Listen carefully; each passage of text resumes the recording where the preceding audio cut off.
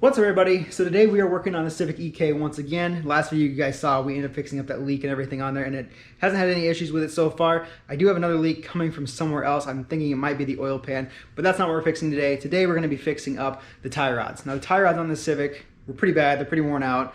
I'll show you guys once we do get it all jacked up, but they got a lot of like slop into them. So here are the new tie rods that we will be replacing today, or using to replace today. We got outers, inners, new hardware for it, boots, and these little clamps here, which I don't know if we'll be using. We may end up using some zip ties, but I think we can get these to work. Now, all this stuff here I got off Amazon. It was a full kit.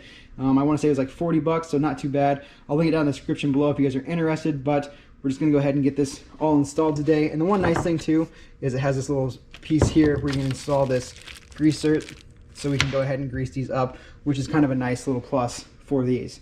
In order to do this job, we're going to have this ball joint separator as well as this inner tie rod removal set. So this is like 30 bucks. I think this is like 20 to 30 bucks. Came with like a full kit of ball joint separators, but this is a specific one we'll be using today. Like I said, I got these I got these from Harbor Freight.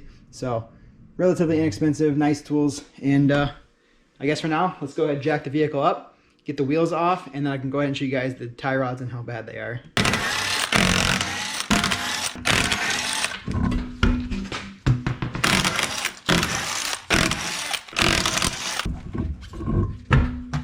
So now we went ahead, got the wheel and tire taken off, and you can see here, this is the tie rod here. I went ahead, sprayed it with some WD-40 down here on the bottom where the threads are, just because it's a little bit rusty. But the main reason for replacing these is because of how loose they are. And you guys can see here just how loose and wobbly that is. It's not supposed to be like that. It's supposed to be nice and tight. This boot back here is very loose. It's not supposed to be like that. And the other side is actually tore and there's grease coming out. So that's the main reason for replacing them, is just because of how loose they are. Like, this is just soft. I think it might have a little bit of break on the back side. We'll see once we get it off. But first things first, there's a little nut back here. We'll take an adjustable wrench, break that loose, and then we can go ahead and pop off this 17 and get this cotter pin out, drop that, and you should be able to pop this ball joint out of its socket.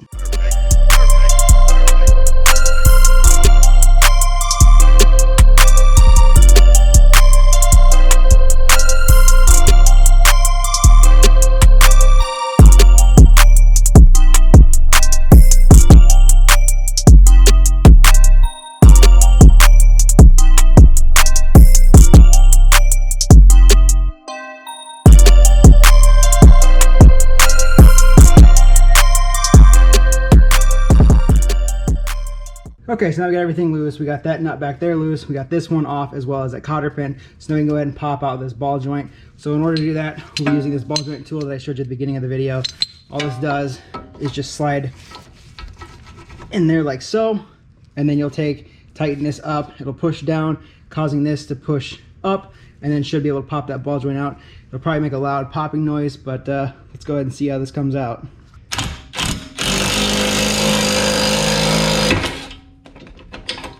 So just like that, we got that out.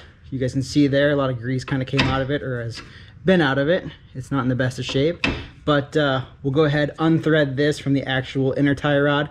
We'll have to count our threads to make sure we have our correct toe. And once we have this completed, we will definitely want to get an alignment afterwards. But let's go ahead, get this thing out, and then we can go ahead and pop out the inner tie rod.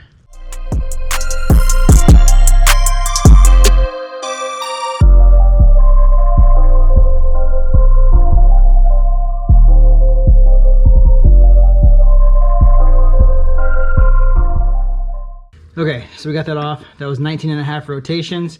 And then all that's left now is to go ahead and pull this boot out of here. I probably have to cut it back there, unless there's nothing there, I don't know. But we'll get the boot out, and then we can go ahead and pull out this inner ball joint, or inner tie rod. All right, so I just snipped that off the back of the boot. So now the whole boot will slide off like so. This side's actually not in too bad a shape compared to the other side. But yeah, so the boot's off. So next up, we need to go ahead and get this inner tie rod out. So now in order to get that inner tie rod off, we'll use our tool here. And I believe it is the first one here, which is a 1 5/16. And then our rod here. Okay, so we're gonna go and take this and we'll slide on there like so. You can see it just set there for us. And then take this rod here, this piece, open it up so that we can slide it through there, those little ends, and then we'll lock it down.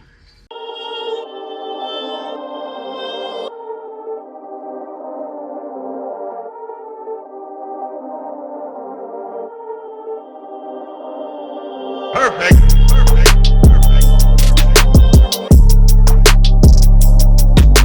And there it is. So now we got the inners and the outer tie rods removed. We can go and compare them, look at everything here. Obviously this is the new one. The boot or the ball joint's actually good. This one's all mashed down and just destroyed. So that's the main reason it needed replaced. And then also the inner one here, which you guys can see here. It just flops around. It's not supposed to move like that. I mean, you can just see it changes each direction. Whereas the new one doesn't move at all. I can't even move it by hand, but that's how that's supposed to be. The only thing I just noticed though is when I took this one out, there's a lock washer on the end of this, which you guys can see here. The only thing it's supposed to have is two little pegs that come off of it and hook into the rack and keep this from backing out. The kit that I got didn't come with it, so I'm either need to go run to Honda or run to an auto parts store and see if they have these in stock, see if I can get them, because this is definitely like a safety thing. So we need a new replacement one of these. And I don't see one in this kit. I didn't see it in the box or anything. It just has a nut, the cotter pin, and then the grease cert. So we're gonna need to figure that out. So I guess I will be right back, see if I can go get that replacement part, and then we can finish off this install. A few moments later.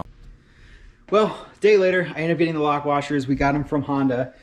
This is basically what they are, just a little circular piece, and then it's got, I don't know if this one can see a little better, got little pegs and stuff that stick out. Then here's the part number for you guys to reference. You get two of them. It's like 10 bucks for both of these, but you will need these. This kit that I got did not include them. I looked online. It looks like it doesn't come with them. So now we got them. Now we can go ahead and continue on with our installation. And basically all these things do is just help secure the inner tie rod to the rack, keep it from backing out. And I may take it one step further. I may put a little dab of Loctite on there, which I have here, just the blue Loctite. That way it just helps secure it even more.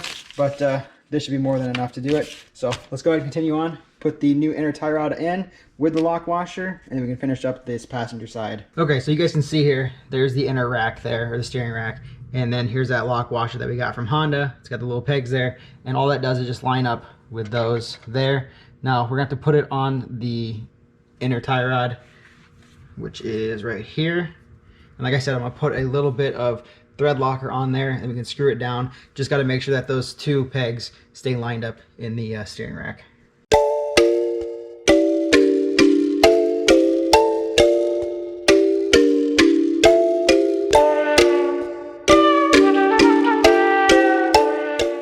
Okay, so now we got it screwed in, we'll take our inner tie rod tool that we used to remove it and we'll tighten it down with that.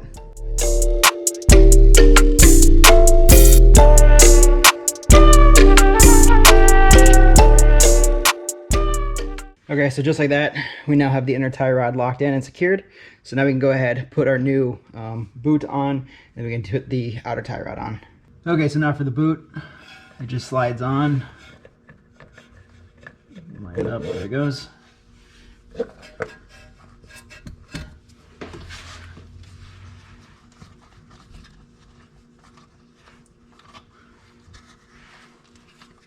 Just like that, and then we'll take our little metal clamp, put it on the back side, or take a zip tie and just secure it to the steering rack itself, and we should be good with that.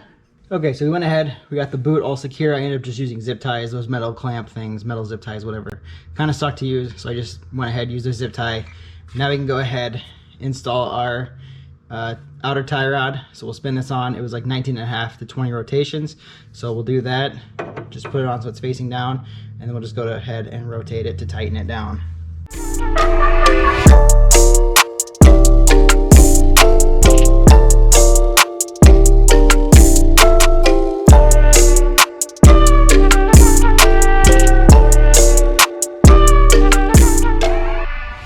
Okay, so that was 19.5 to 20 rotations. So all you're gonna wanna do now is just go ahead, tighten this nut back here on. It's not gonna be secure yet because we need to put this into the end of this knuckle here. I'm gonna need to wipe off some of this grease here. Hopefully you guys can see everything. But, oh yeah, I went ahead and put the grease cert in too. So we'll go ahead, take the castle nut off of here,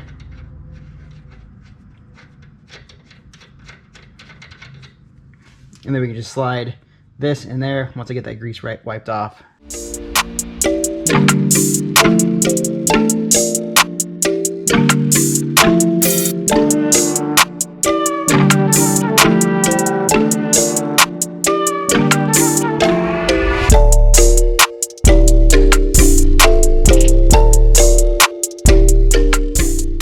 Okay, so now we got that castle nut threaded on there. We'll go ahead, torque this down. I think it's 36 foot-pounds. Fill this up with a grease gun, so we'll fill up that grease cert there. So then this will be all full. And then we can go ahead, slide our cotter pin in, and this side should be done.